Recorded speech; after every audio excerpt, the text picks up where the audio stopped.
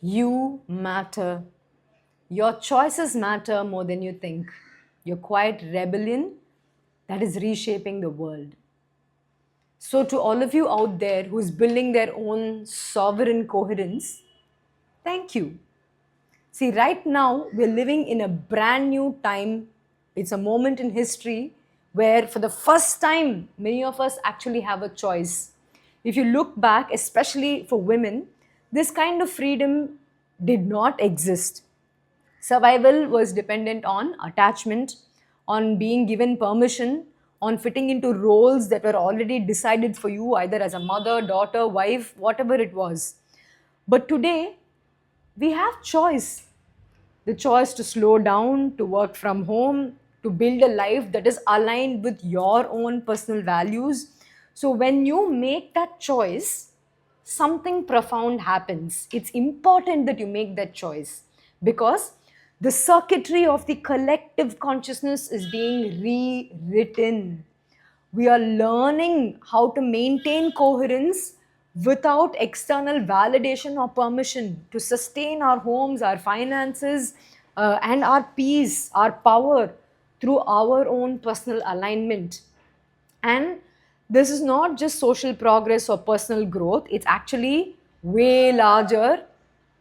It's a massive field shift. A new harmonic is entering the collective consciousness, and it says that safety and peace can be self sourced from within. So, you come into alignment with yourself and build a life from this place, from within you. And when that happens, sometimes there is pushback. The old system does not like to get destabilized. You feel it in the way policies shift, the way in which cultural roles will try to pull you back into being smaller, safer, and someone that is easier to control.